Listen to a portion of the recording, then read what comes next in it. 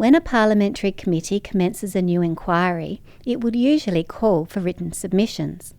Any person or organisation can provide a written submission to a parliamentary committee.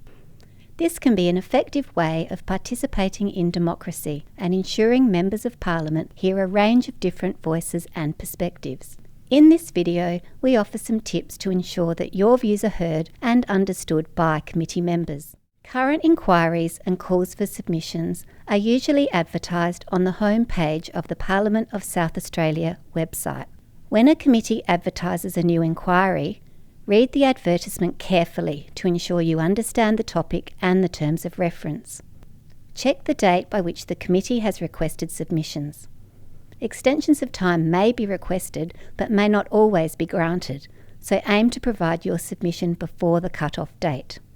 To start with, try to choose a font style and size that is easy to read. Address your submission to the committee officer named in the advertisement.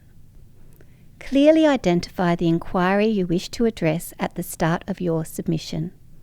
Clearly identify yourself and your job title, organisation, and qualifications if they are relevant. If you wish to remain anonymous, or if you would like your submission to remain confidential, indicate this in your submission. Include your contact details so the committee can get in touch with you if needed. These details will be kept confidential. Identify which terms of reference you are addressing. Be upfront and clear about your views and the reason for your submission. Include everything you want the committee to know, as you may not be provided with an opportunity to appear before the committee. Your submission may include facts, opinions, personal experiences, recommendations, or suggested solutions to the issues the committee is considering. Be as brief and concise as possible. Members of Parliament have limited time to read hundreds of submissions from the public. If your submission must be detailed, please include a summary of your key points at the start. Also, consider using headings and subheadings for clarity. Say whether you would like to appear before the committee at a public hearing and why. Ensure all attachments are included. Digital submissions in Word or PDF format are preferred. Ensure you email your submission and any attachments to the correct email address. If you are unable to email your submission, ask the committee staff how you should provide your submission. You will receive confirmation that your submission has been received from the committee staff.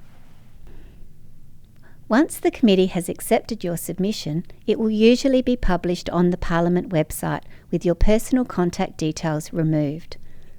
The committee may also decide that publication is not appropriate in the circumstances, or agree to your request that you would like your submission to remain confidential.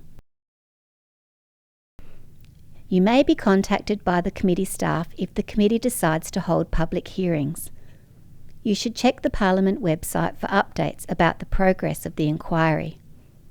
If you have any questions or concerns, contact the committee via the contact details provided in the inquiry advertisement or on the Parliament website. Thank you for taking the time to provide your views to Parliament.